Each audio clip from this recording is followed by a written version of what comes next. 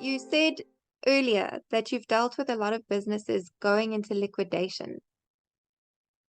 So could you share some key things that small business owners should focus on that would prevent them from going into liquidation? Sure.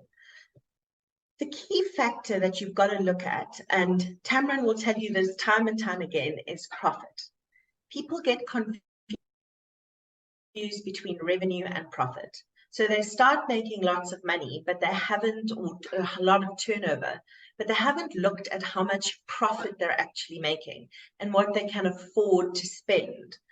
So very often small businesses get themselves into a tangle because they don't understand their own business.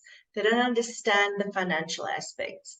I've had clients say to me, no, I don't need a lawyer. I don't need an accountant. I can run my own business. That's just simply not true.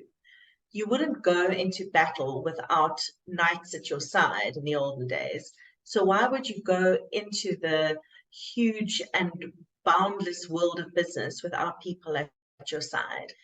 The things that I see are things like not putting in place agreements between partners, between employees who can be your biggest cost.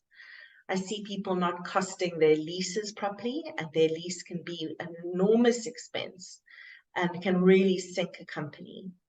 I see people putting all their eggs in one basket, and that is absolutely a recipe for disaster, because if you look at the construction industry, for example, one business goes under and there's this domino effect of the smaller subcontractors going under because they relied on this one big contractor all the time. I think the most important thing I see is business owners being fearful, too afraid to ask questions, too afraid to go to a professional, too afraid to create an environment where there's transparency and where they can actually happily ask questions. I heard an interesting quote recently that said, there are one of two ways people deal with fear.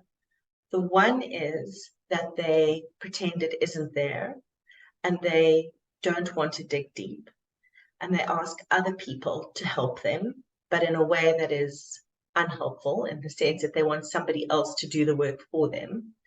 And the other way is to dig deep, bring in somebody to walk with you and help you to really rise to the challenge and out of any quagmire you may be in.